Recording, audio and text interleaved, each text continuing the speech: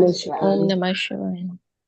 Om Sadashiva-Samarambham Shankaracharya Shankaracharya-Madhyamam Asmadacharya-Paryantam Asmadacharya-Paryantam Vande Vande Guru Guru Paramparam. Paramparam. Om Om Sahana Bhavatu Sahanavavatu Sahana Sahanau Bhunaktu Sahaviryam Sahaviryam Karavavahem Karavavahem Tejasvinavadhitamastu Tejasvinavadhitamastu Ma Mavishavahai. Vishavahe. Om Om Shanti Shanti Shanti Shanti Shanti. Shanti. Om Tat Sat.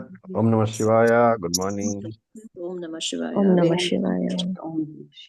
So let us chant the second verse of 13th chapter. Please unmute yourself. Shri Bhagavan Uvacha Shri Bhagavan Shri Bhagavan Uvacha Etragnyam Chapi Mam Vidhi Idam Kshetrajñam chapi mam vidhi Sarvakshetreshu Bharata Sarvakshetreshu Bharata Kshetra Kshetrajñorjnanam Kshetra Kshetrajñayorjnanam Yattajnanam Matam Mama. Yatta jnanam matam mama. Okay, so we had seen that this was a Mahavakya Vakyam. And where is the Mahavakyam located in this verse?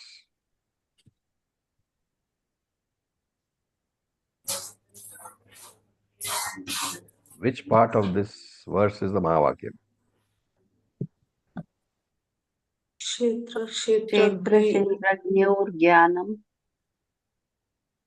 No, be clear when you're saying.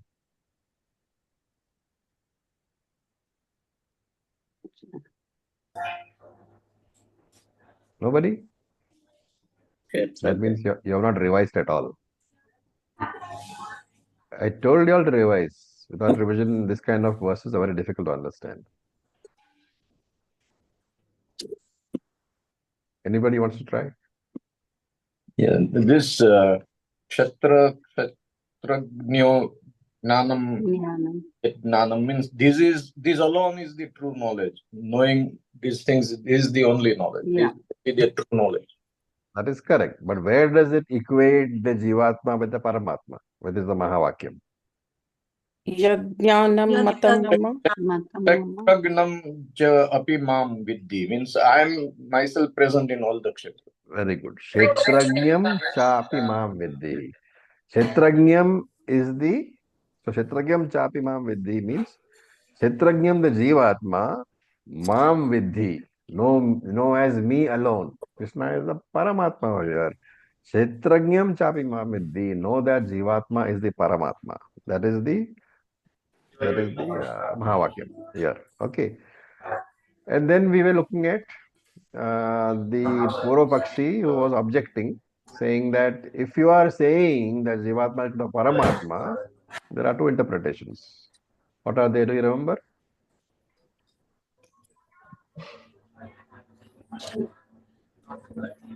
Anybody? there was argument for both sides that if you say this as that, then also you are wrong, because in that case you are saying the Paramatma is limited.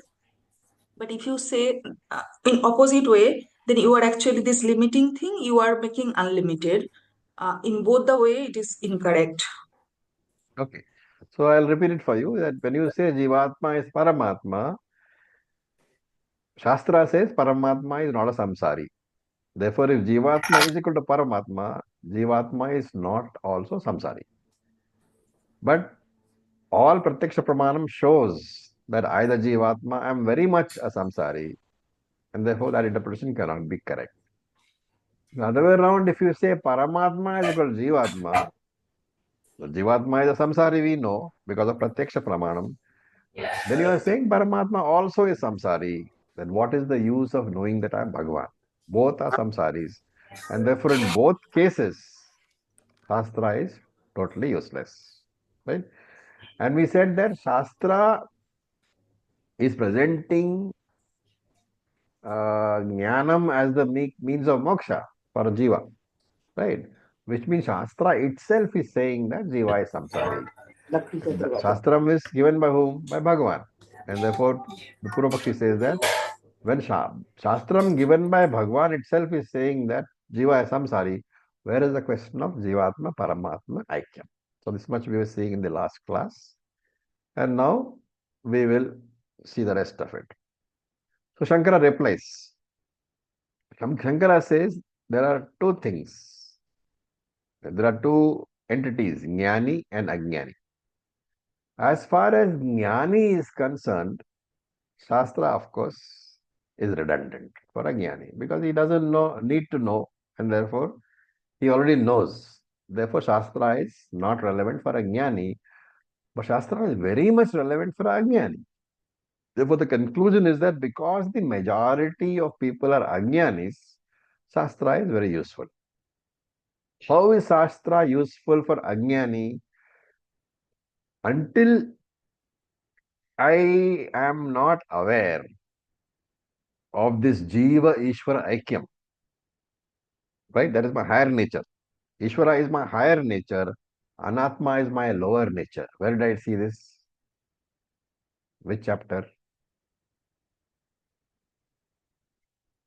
7. Chapter 7. So there is an Anatma which is lower nature, Atma which is higher nature. And if I do not know my higher nature as Ishvara, what is going to happen? I am going to mistake my lower nature to be me. Therefore, the Anatma I will mistake as myself. Anatma always has problems, and therefore I will have samsara because I have taken the body-mind complex as myself. So, what is the role of Shastram in this? Role of Shastram is eliminating this mistaken view, right? Eliminating the idea that you are the body-mind complex is the role of Shastram.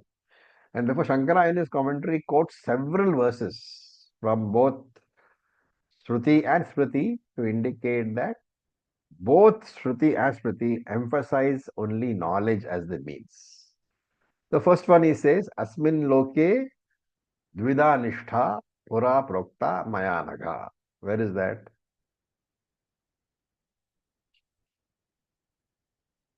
Where did we read that? Asmin loke dvida nishtha pura prokta mayanaga. Third chapter, beginning. Third chapter. In this world, there are two lifestyles, and I have said this long ago, right? Then he quotes, Nadate kasyachit papam nachaiva sukrutam vibhu ajnanenavritam jnanam tena muhyanti yantavaha. What does it mean? Na adate kasyachit papam. I, the Atma, adate, do not accept either the papam, na chaiva sukrutam, nor the punyam of anybody. Then what is the problem? Jnanam ajnanena avritam. Knowledge is veiled by ignorance. Tena muhyanti jantavaha. Therefore, all beings are deluded. That is fifth chapter. Again, fifth chapter also, there is another one. Ihaiva tairjitat sargaha yesham same sthitam manaha nirdosham misamam brahma tasmat brahmani te sthitaha. I am sure you know all these things, so I am not repeating the meanings. And if you don't know, then you should go back and see. So this is the 19th verse of the fifth chapter. The earlier one was the 15th was the fifth chapter. And then he quotes from Mahabharata. So I'm not giving you the Sanskrit quotation. I'll just give you the English part of it. He says that in Mahabharata, and this is Mahabharata means this is Nyaya Pramanam. Okay, this is logical view, the logical Pramanam. He says in this Mahabharata says that men avoid snakes. Kusha grass. Kusha grass is a very pointed grass. So if you walk through it, it will hurt your leg. So men avoid snakes, avoid kusha grass, and avoid lakes when they have knowledge of them. Which means that if you have knowledge of some problem, you avoid the problem. And when you don't have knowledge, then you get into trouble. So this is a logical pramanam. What is that? When you have knowledge, you avoid problems. When you do not have knowledge, problems will be there. So if ajnanam is present, samsara is present. If ajnanam is absent, samsara is absent. This is the text of that Bhagavad thing.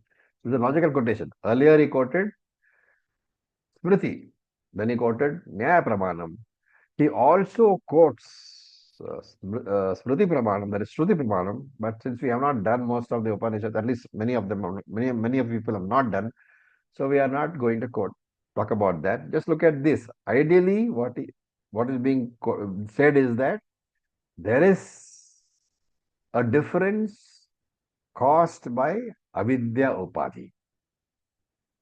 Because of this difference, seeming difference, the Jivatma appears to be a samsari. Remember that Jivatma is the same as Ishvara.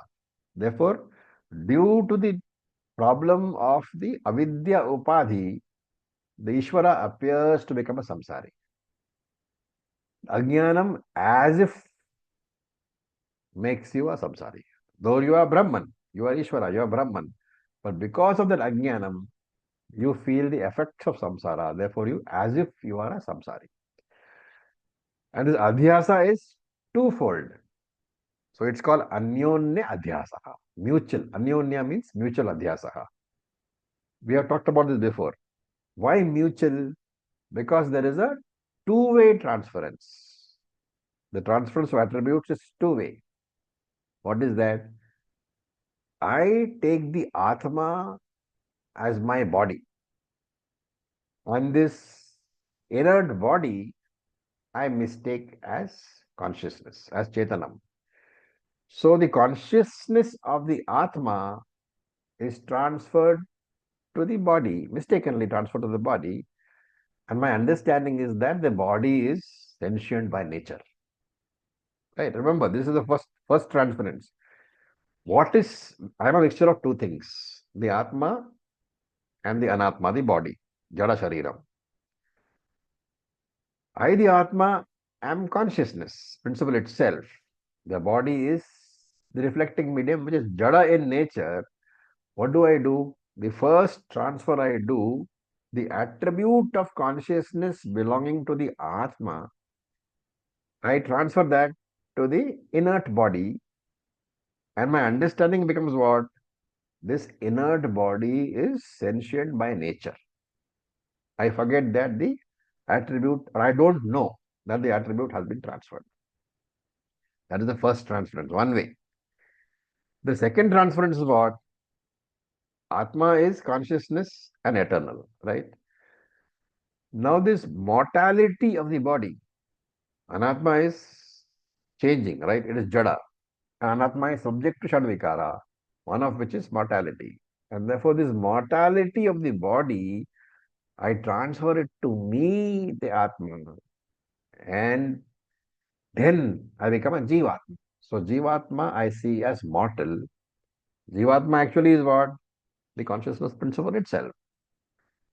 But I have transferred consciousness principle of Atma to the body and made it Jivatma.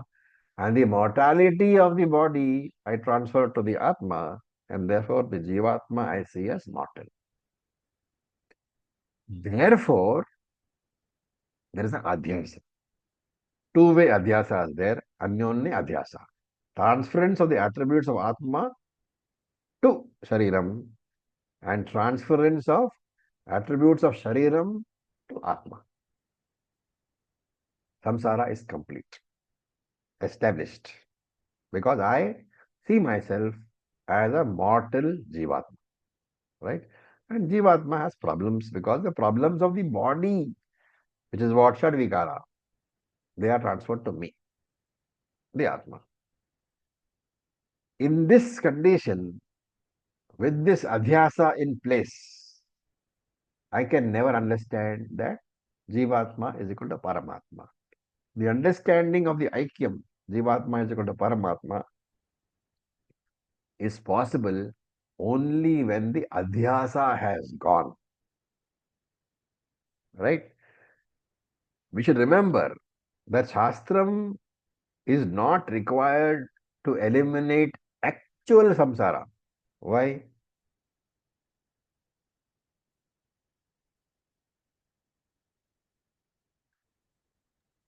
Why is Because it it is mithya. Because it is adhyastha, it is superimposed, it is mithya.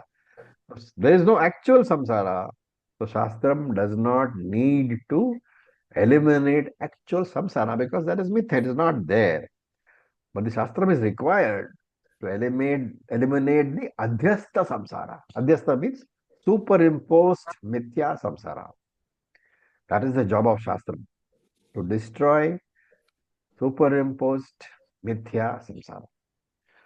How does Shastram eliminate the adhyastha samsara? It has to eliminate the cause of the adhyasa. You can eliminate superimposed samsara only when the cause of the superimposition is eliminated. What is the cause of the superimposition? Ajnanam. Ajnanam. And therefore, Shastram's only role is to remove Ajnanam. In removing Ajnanam, it removes the product of Ajnanam, which is Adhyastha Samsara, the superimposed Samsara. How does Shastram remove Ajnanam? There is only one way. It has to serve as a Pramanam, giving Jnanam. Giving of Jnanam removes Ajnanam. Removal of Ajnanam removes the product of Ajnanam, which is the superimposed samsara. That is the way in which Shastra works. And thus, Shastram is necessary for the Ajnani, because Ajnani has got Ajnana. Shankara has actually quoted very extensively from Shruti, but then we are not taking that up because we'll see it as and when we do the Upanishads. Okay, now let us review the mechanism of samsara and also the mechanism of moksha. What is the mechanism of samsara? There is ajnanam which you are born with, right? This is sarge yanti. He says, Krishna says, sarge yanti. It is there in very beginning, along with your birth, along with creation. Ajnanam is there, and because of this ajnanam, what is there? There is a understanding that I am this body. So identification with the body takes place. Dehadi abhimanam, identification with the body. And therefore, because I am identified with the body, what does identification with body mean? I think I am the body. And since I think I am the body, I don't like anything which gives trouble to the body. And I like everything which gives pleasure to the body, which is called raga dvesha. Right? And therefore, all my karma is to acquire things which gives me pleasure. That is raga. And the second part is to get rid of things which give me pain. That is dvesha. So this karma is generated. So because of this identification that I am the body, I try to do karma which gives me pleasure and avoid karma or do karma to get rid of things which give me pain. And therefore, this leads to karma. Karma leads to what? Karma phalam. Karma phalam. Punyam and Karma papam. phalam. Karma phalam in the nature of punyam and papam. Punyam and papam leads to birth and death, janma maranam. So this is the mechanism of samsara. Ajnanam, because of ajnanam, body identification. Because of body identification, raga dvesha generation. Because of raga dvesha, punya papa karma. Because of punya papa karma, the phalam itself. Because of the phalam, janma maranam. This is samsara. Okay. What is the moksha mechanism? Jnanam leads to the knowledge that I am not the body. Therefore, this identification with the body is destroyed in the wake of knowledge. When the identification with the body is destroyed, it leads to absence of raga dvesha. It leads to absence of raga dvesha leads to absence of punya papa karma. Absence of punya papa karma leads to absence of phalam. Absence of phalam leads to absence of janma and mरणam. This is called moksha. Are we clear about this mechanism? So, Machariji, if instead of saying that we are not this body, like when someone is not fully jnani, if we say in this way that I am this body too, but this body is mithya, uh, and You are my saying that you are not original ajnani. okay. The moment you say I am, you cannot say I am the body and saying body is mithya. That's incorrect. It's you are saying that I am mithya itself. No, I'm saying I'm body too, No, no. These are all compromises. You either body or not body.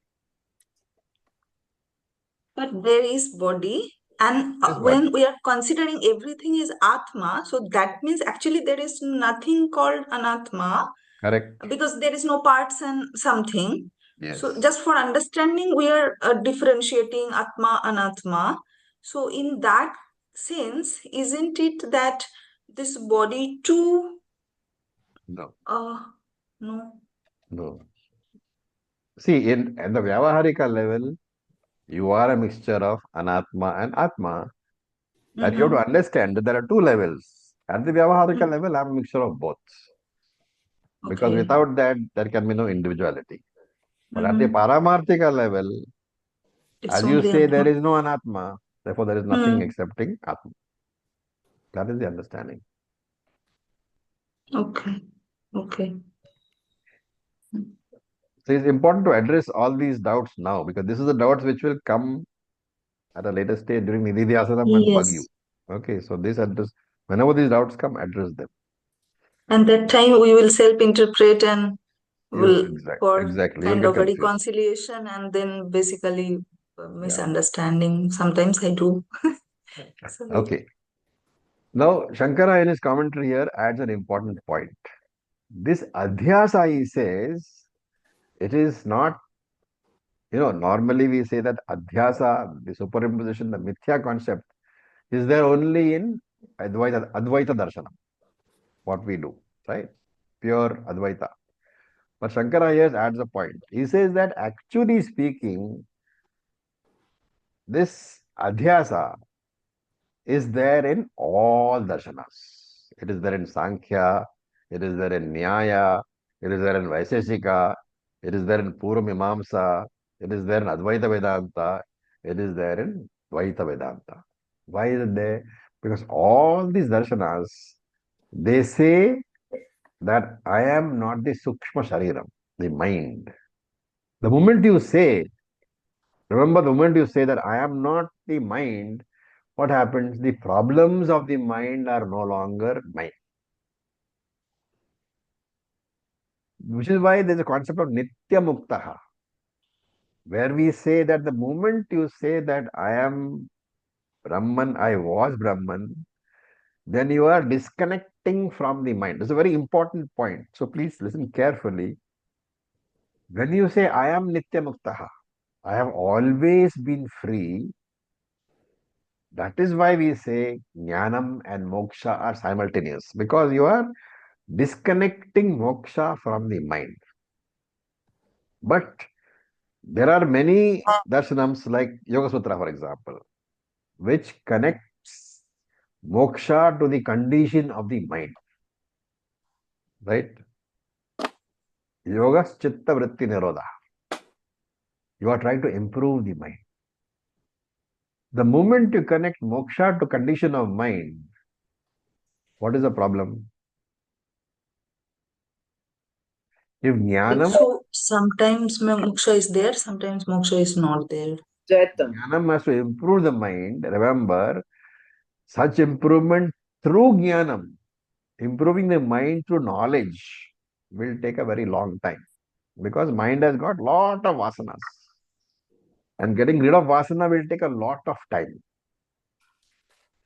So any darshanam which says that improvement of the mind is moksha, that is going to give you a lot of frustration because your vasanas are from, unending number of births, countless number of births.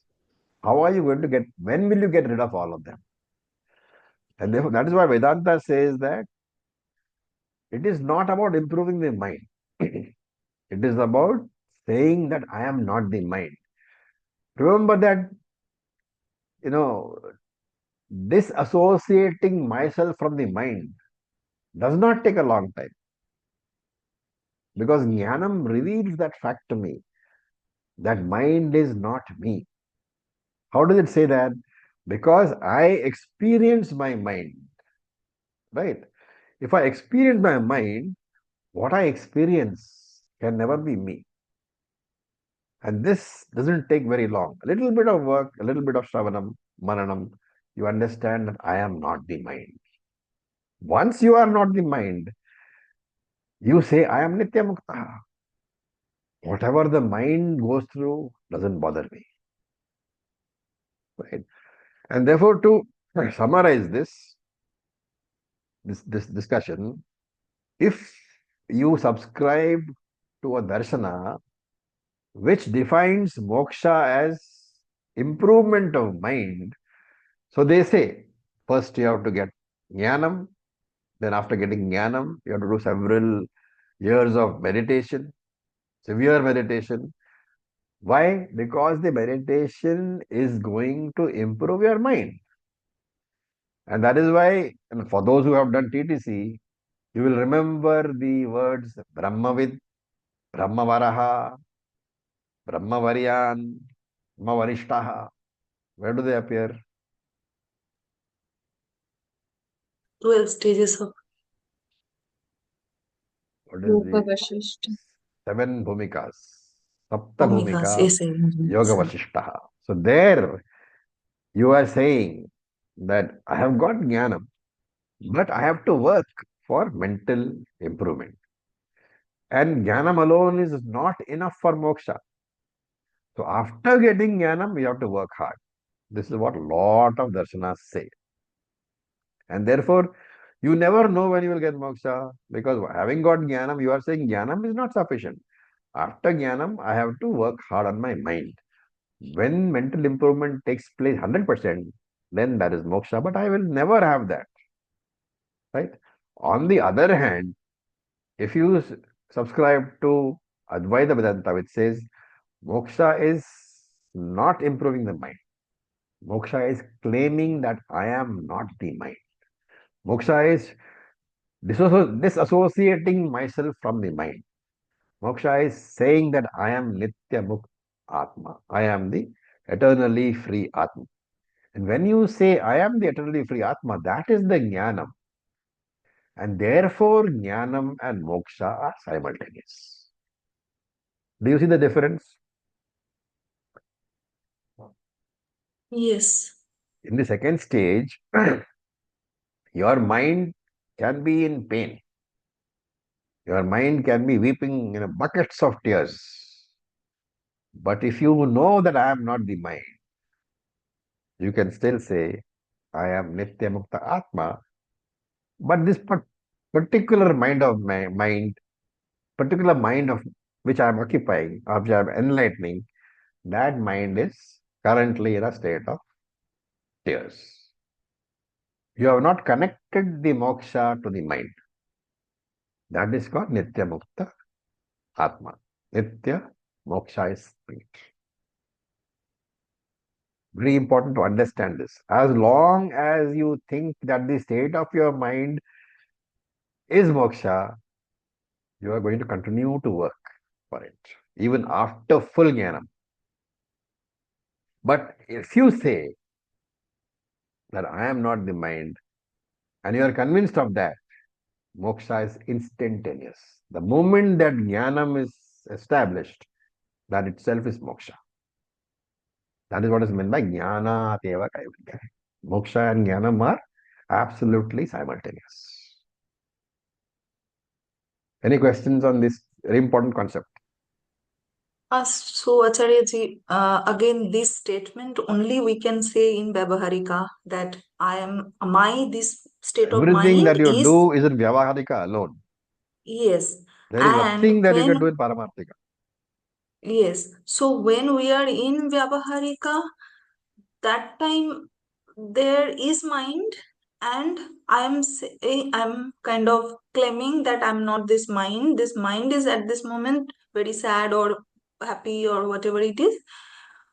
So that becomes difficult actually. Being in Vyavaharika, so that requires Nididhyasanam. I mean, Which means you're not understood. Nididhyasanam is for telling yourself that I am not the mind. yes. So that is what I'm saying. See, I understand even that I'm not this mind, I'm not this body. Actually, this doesn't require much time. I mean, only a few days probably after listening to these Vedanta classes. Correct. But when actually that situation is coming, and then even I'm saying, but the sorrow, that feeling is there. So am I able to dissociate actually? You have to figure out what this I is. I keep saying that whenever you use the word I, you be Yes. very clear in your Which mind. I? What is it I? Which I is it? Is it Which the I RC am talking? or is it the OC? Yeah, most of the The time I'm. RC can never be free of the OC. Mm-hmm. Of the RM. The RC can say, however, that I am the OC who is reflected in the RM. Yes. Oh, thank you. Okay, Being repeated. this is the major what they call stumbling block which you have identified. How do I say I am Brahman when my mind is in tears? That my mind is again giving the problem actually. The moment you say my mind, you have accepted your RC. RC can never be free. It is only, why can RC not be free? Because the RM is there. All Yeah. the problems of the RM are taken up by the RC. A That's dirty why I mirror. said this mind. If you say this mind, then it is fine. But with that this mind, you have to say which is the I. Yeah. RC cannot say this mind. RC will say my mind. Mm. Because RC is Mm. intimately connected to the RM. Yes. Mm. Yeah. Improved a lot, but yeah, requires a lot more time. So, I ask a question. Anybody else? So when we say Jnanam is moksha, so that is the path is moksha, the end goal is moksha. No, the moment you get jnanam, that jnanam is I am Brahman who am not the mind. That is moksha. That is why you say jnanam is moksha. The moment you get jnanam, you are free. You are got liberation. Or to put it appropriately, the moment you jnanam, you know that you have never been not free. That is moksha. Acharya, I'm not the mind is also understood with the mind only. Absolutely. Yeah. Absolutely.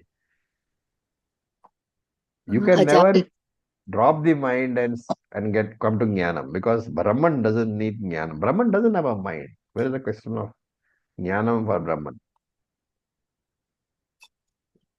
Acharya ji, I have a question. Yes, please. In the mechanism of Jnanam, and I'm assuming all of us as Vedantic students over the past few years have accumulated Jnanam and we can understand that we are not the body. But the amount of karma, we are all living right now in the grihast where we have certain amount of basic karma that we have to do to survive for our family, for whatever. How do we, and even if we come up with, when we offer the karma with the Ishwar Prasad Buddhi, whatever we do, we offer to Ishvara. Where do we do the fine balance to realize that now the karma is not going to generate any punya and papam? Like now, this kind of karma is going to take me towards moksha, because every day we are doing karma. What kind of karma will stop generating the punya papam to lead us towards moksha? It's a little philosophical, but in an everyday way, what is it that we stop, even if we are thinking from our mind that yes, I am not the mind, I am Nitya Mukta, I am doing this, and it's not me doing it, it is The the two body statements are doing it. different. When you say I am Nitya Mukta, you are saying I am OC. Yeah. You are not saying the body is Nitya Mukta. And you stop associating with the body is just an instrument to carry on, and it's going through its prarabdha. No. Body is not don't think of the body as an instrument. The body is there because of prarabdha karma. Right. The body is carrying out its duties as a family member because of prarabdha karma. Right. How are you involved in this? Your only involvement is that because of you, that body has got existence and consciousness. Right. That is what is meant by Sakshi Bhava. You are as the witness consciousness principle because you are now identified with this body, whether I like it or not. You are able to say that this body is doing very many things. Right. That is available in this mind. But it is the understanding is that same consciousness which I have, it is lighting up all the other bodies also. It is enlivening all the other bodies also. You may not, as RC, because see, you can't step into the shoes of the OC. You can only step into the shoes of the RC which you are. Right. But you can understand that you are actually the OC. And you are unable to step into the shoes of the RC for a very simple, truth. Why? What is that? That the RMs are different. Yeah. But how Therefore, do we stop generating the punya papa karma that leads us to moksha? who generates? The Hmm.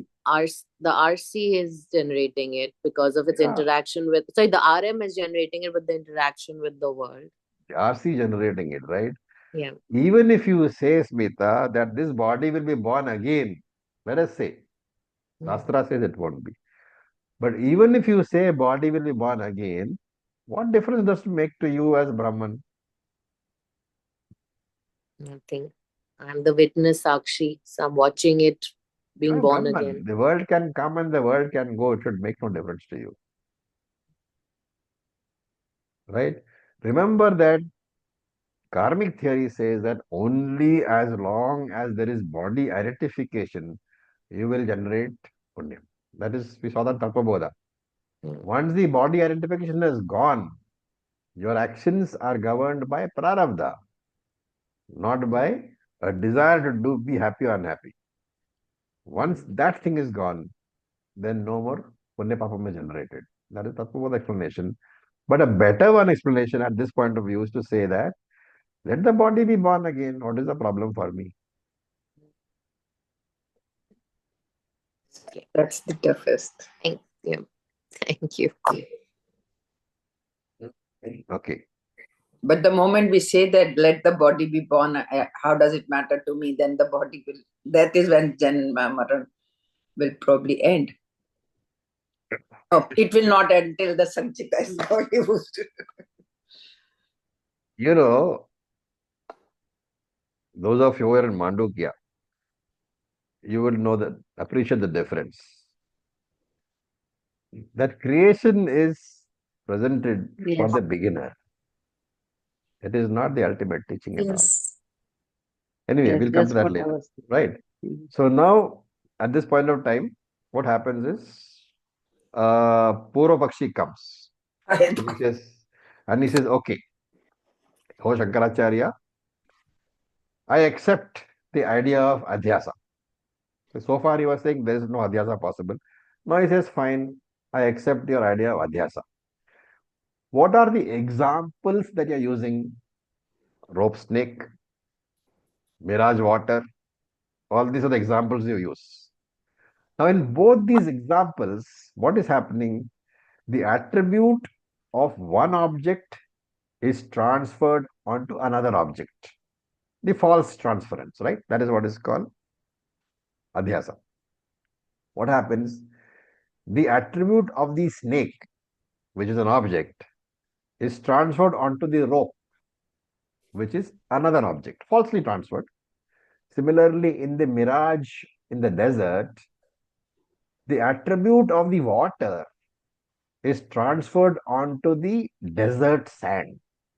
There is no water there, only the mirage water appears on the desert sand. How do we know? Desert sand does not get wet, and therefore the mirage water transference is a false transference. So Purva Pakshi says, fine, that is okay with me. I am saying the attribute of one object is transferred onto another object is adhyasa.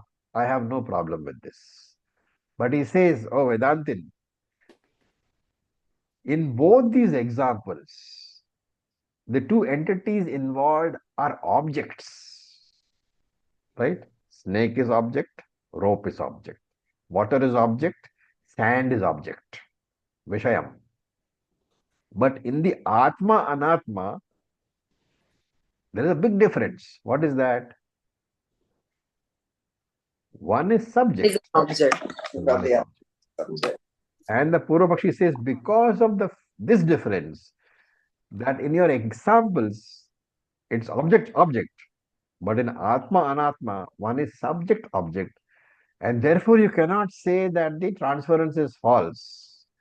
When you transfer something, some attribute of the mind to the Atma, mind is Anatma. So when you transfer the attribute of the mind to Atma, it is a real transference.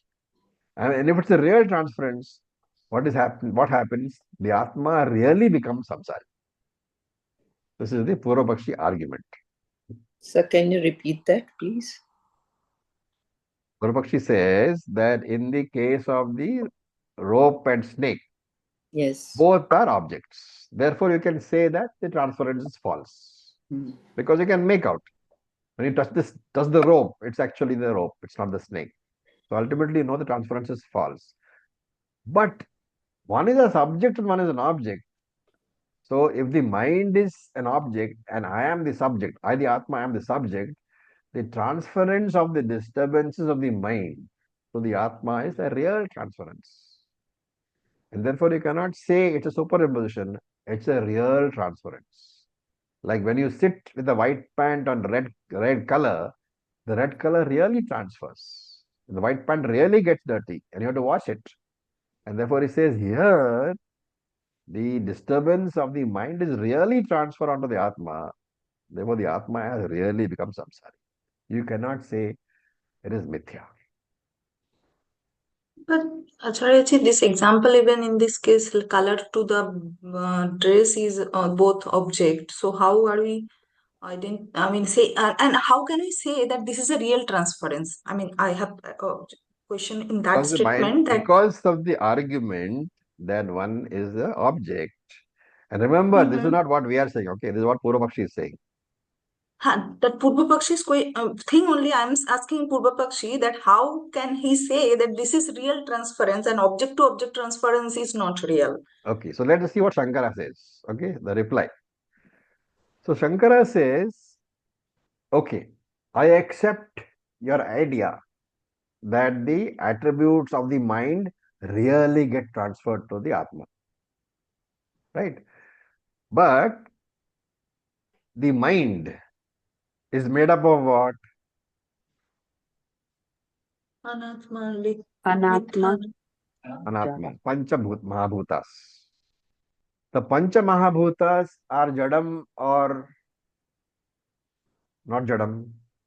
Chetanam? Jadam. Jadam. They are inert.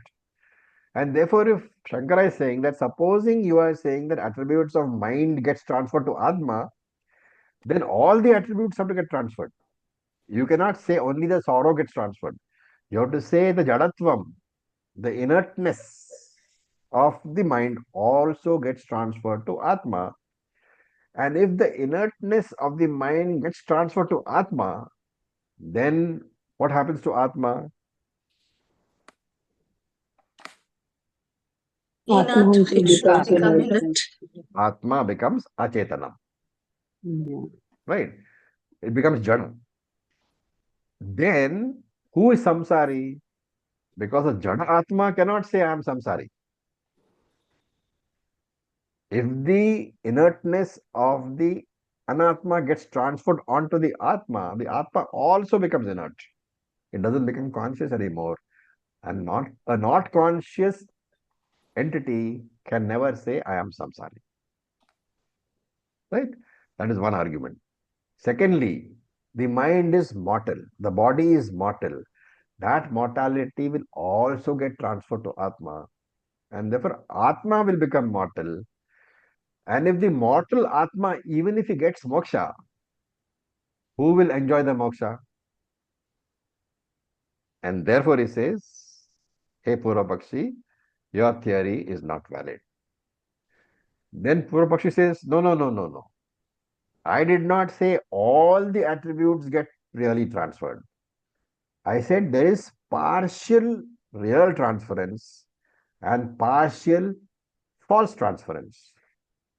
So, if there is sorrow in the mind, then the sorrow is really transferred to the Atma.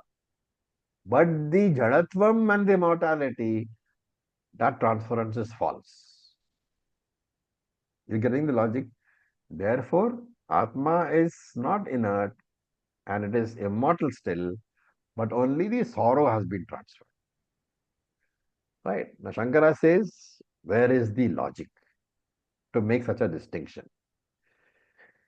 If the attributes of Anatma are transferred, all of them must be really transferred. Right? If they are transferred really or falsely, all of them must be transferred. Because to say that only some of them must be transferred, there has to be some specific reason, and there is no reason that you can give. There is no logic that you can give. So, where is the logic to say that all are falsely transferred? Or really, all are falsely, some is falsely transferred, and some is really transferred. And Shankara says, however, so the idea is Shankara is saying that, hey Purvapakshi, you have not given any logic to show that they are really transferred. Right? Some are falsely transferred, some are really transferred, you say. But the real transfer, you have not been able to give any logic. But Shankara says, I can give you logic to show that they are all falsely transferred. Take sorrow or take happiness, which you are saying is really transferred. Right? Now, sorrow and happiness, they are permanent or temporary? Temporary.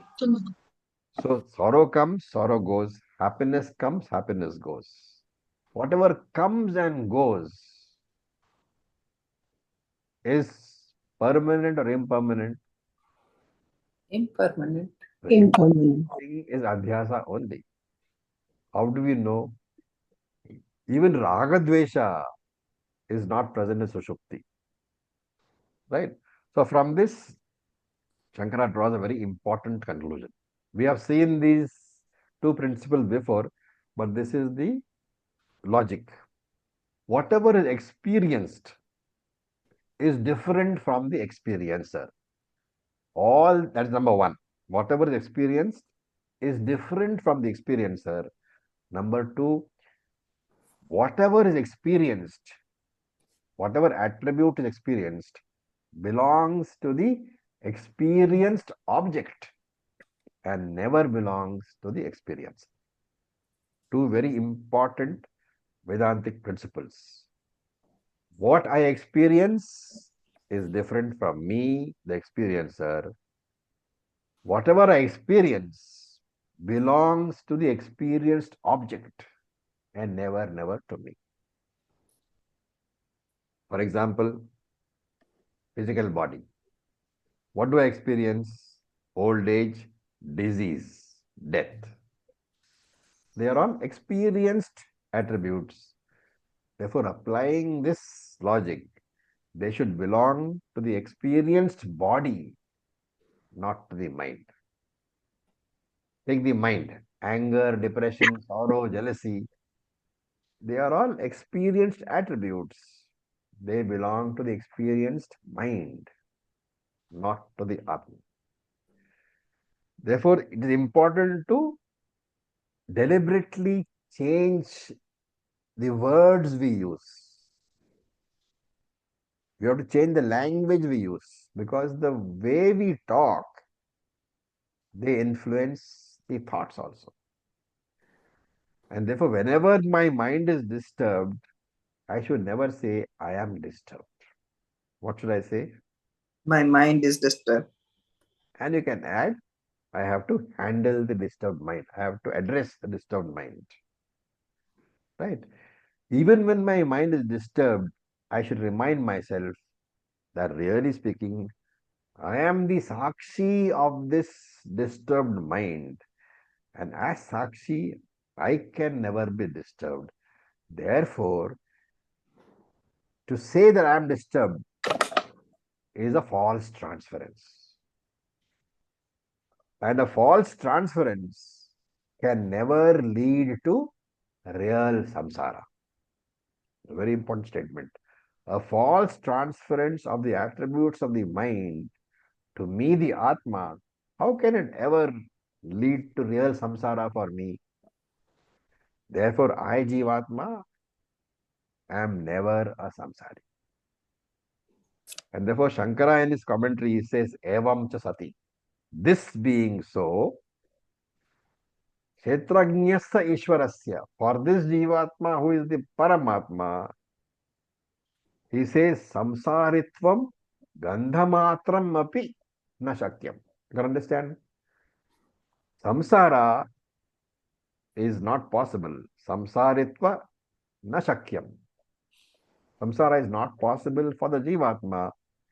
Gandhamatram api. Even the faintest smell of samsara is not possible. Right? Remember that when I say I am Jivan Mukta, I am saying the mind is not perfect all the time. When I say I am Jivan Mukta, I can continue to improve my mind. Like just like I improve my body through exercise, I can always improve the Anatma mind also. But Shankara adds here, remember that any superimposed attribute can never cause any benefit or damage to the locus of superimposition. Very, very important statement. Any superimposed attribute, right? Avidya, avidhyadhyastena dharmena. The adhyast, avidya, adhyasta dharmena, which means attributes which are falsely superimposed due to avidya can never benefit or damage the locus of the superimposition. What is the locus of the superimposition? Atma. Atma, I. And therefore, nothing which is superimposed upon me can positively affect me or negatively affect me. When the mirage water is superimposed upon the desert sand, it can never make the desert sand wet. The desert sand is the locus. The mirage water is a superimposition. And just like the mirage water can never wet the desert sand, the superiority, or for that matter, inferiority of the mind cannot affect the Atma at all. Whether my mind is superior or inferior, I, the Atma, will not change. I will not become superior or inferior. Therefore, once having got jnanam, I should never say that I have got jnanam and now I have got vasanas. And therefore, I have to do sadhana to remove the vasanas and then only moksha will be complete. That I should never say.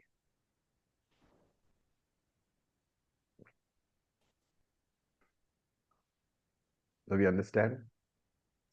Yes, but I should work on the anatma because I am in the Vyavaharika, so for the society and other things.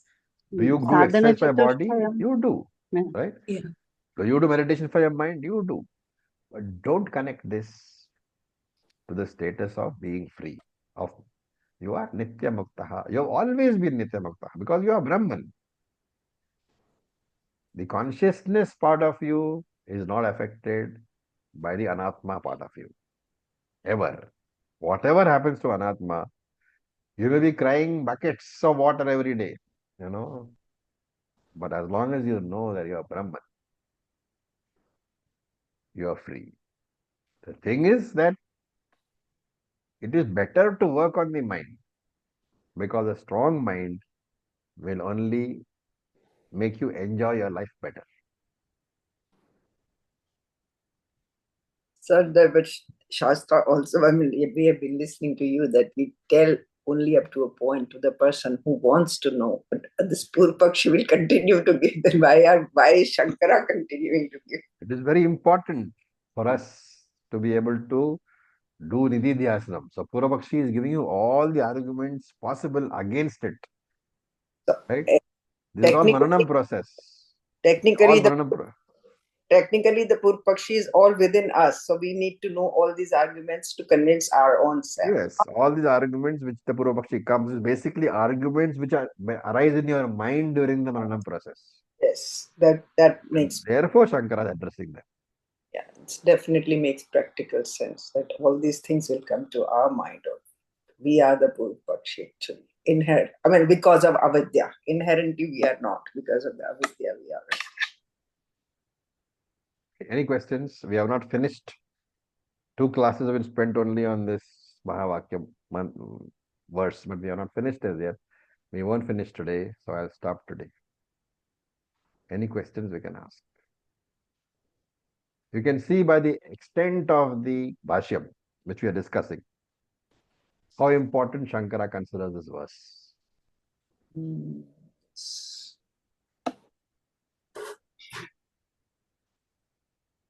Okay, so with this we'll stop for today. Om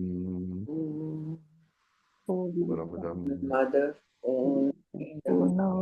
Purnamidam Purnamadaha Purnasya Purnamadaya